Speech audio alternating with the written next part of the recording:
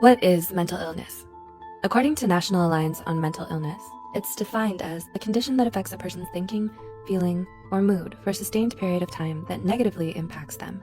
You might be wondering, is depression a mental illness? What about anxiety? Yes, they are. In fact, they're the most common types of mental illnesses. In this video, Psych2Go covers the most common types of mental illnesses. 1. Anxiety disorders. Anxiety disorders are the most common mental health problems. While everyone experiences stress and anxiety at some point in life, some people become so overwhelmed that they can't manage their day-to-day or minute-to-minute lives. There are several types of anxiety, and they can affect people in different ways. You might have heard of specific phobia, social phobia, panic disorder, or generalized anxiety disorder, or others. Some of these seem like they might be manageable, like a fear of heights. It's not always convenient to avoid tall buildings, but you could do it.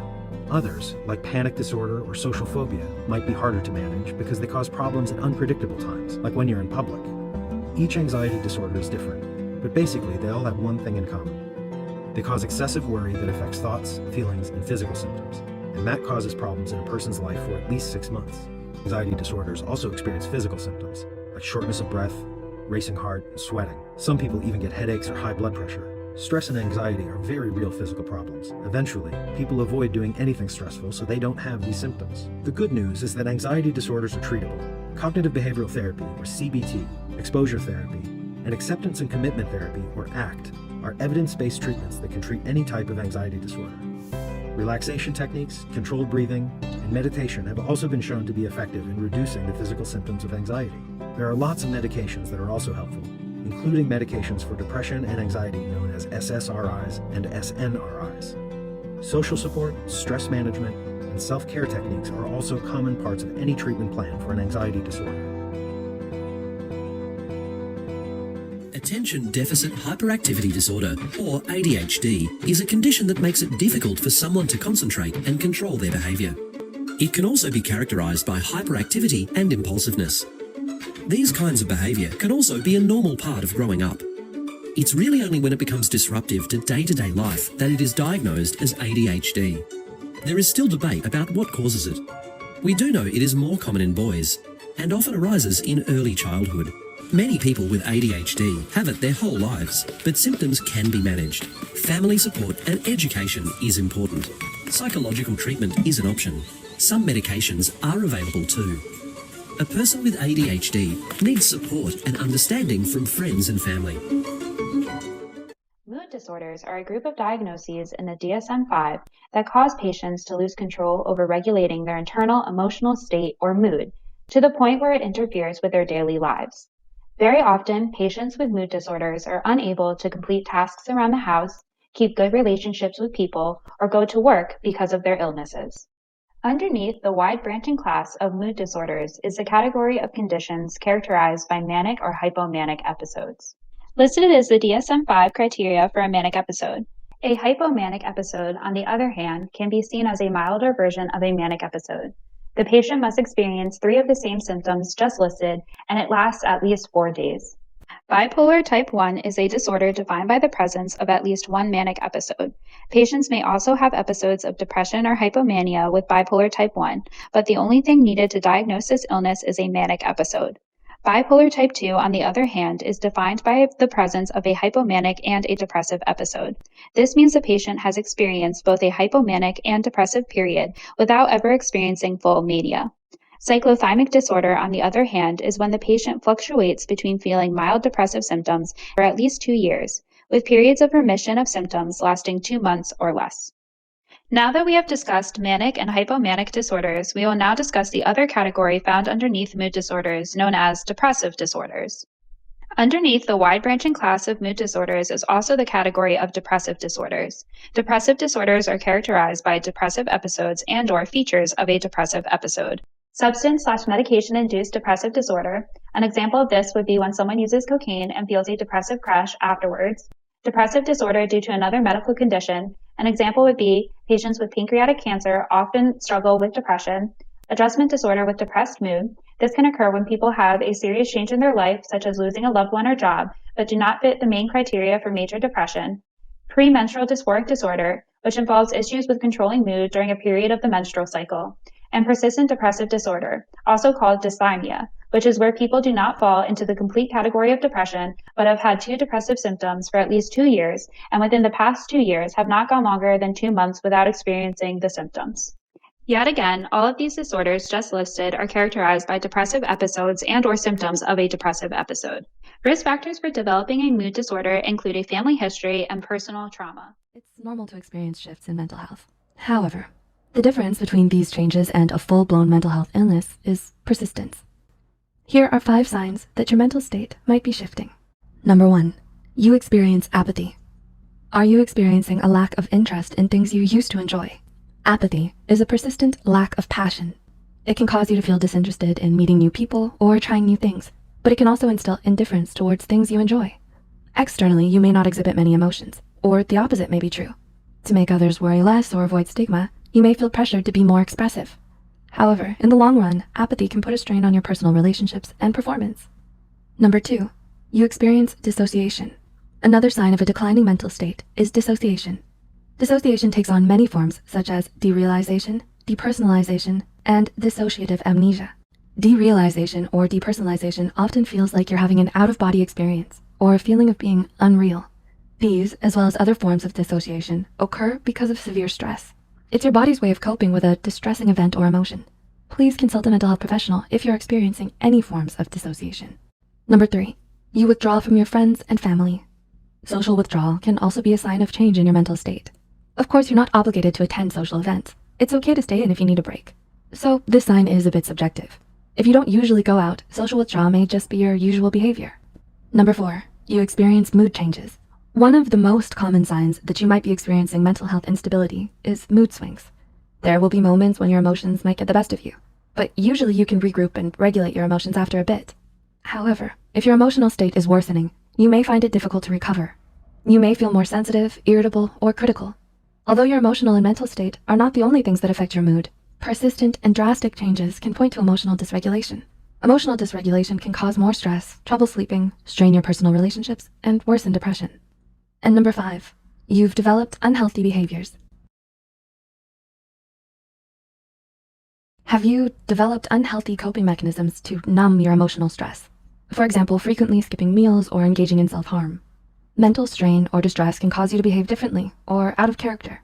It can cause us to be more agitated, engage in risky activities, or behave erratically. If you relate to any of these signs, the best resource is a therapist. We highly encourage you to reach out to them if you ever need help. In this video, we'll talk about what it's like to have the disorder, as well as how people can recover from it. Here are some of the issues people with BPD face. Significant difficulty controlling and regulating emotions, otherwise known as emotional lability. Uncertainty of self, what psychiatrists call an unstable self-image. Having intense and unstable relationships repeatedly, which can involve idealizing people, then intensely disliking or devaluing them in relatively short intervals. Feeling an urgent need to avoid being abandoned by other people, even if the abandonment is only imagined. A chronic feeling of emptiness. Repeatedly acting in impulsive and risky ways. To these challenges, BPD is currently under-recognised, and the availability of specific services is limited. The reason may include the ongoing social stigma of mental health conditions or the challenges that health professionals face in treating BPD. It is quite possible to treat it, but more on that later. So what is the cause of BPD? Well, it isn't fully understood. Currently, a combination of biological factors and early life experiences such as trauma is thought to contribute to the development of BPD. In diagnosis, psychiatrists attempt to observe a pattern of these features mentioned before. These must be considered inflexible, pervasive, long-standing, and must lead to clinically significant distress or impairment. In terms of recovery, the best treatment results have been shown with a branch of psychological counselling known as dialectical behavioural therapy.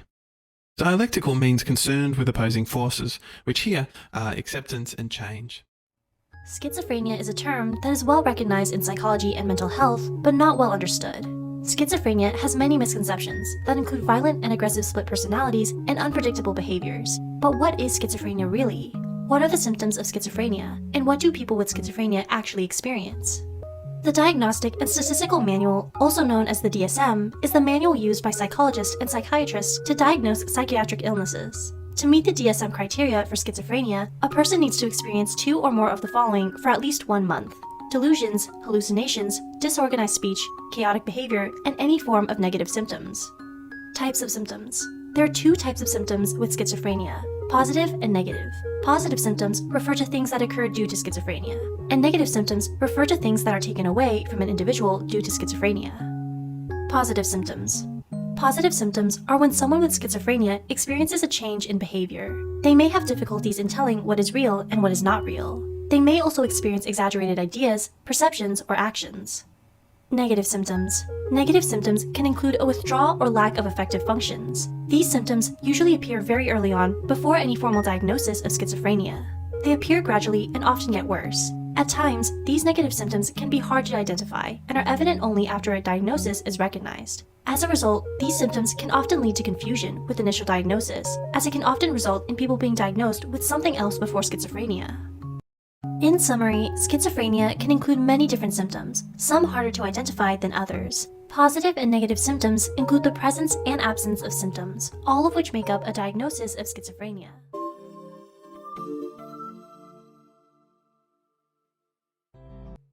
Everything in my life felt out of control, except my eating.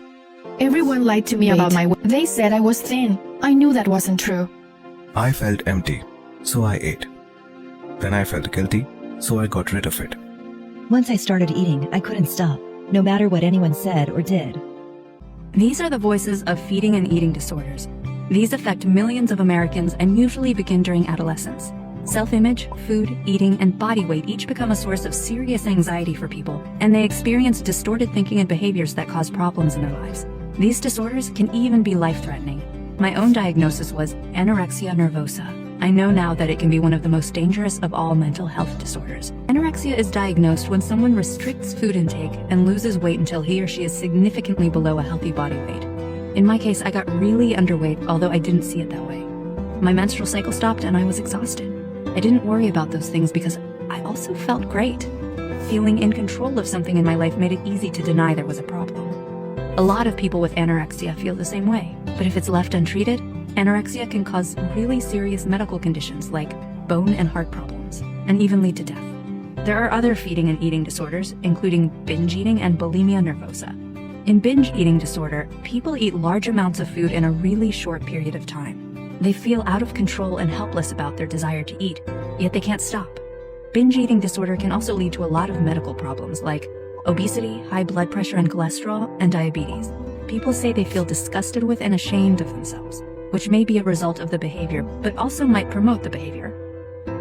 Bulimia nervosa also includes binge eating. Feeling upset with themselves, people then try to compensate with purging behaviors.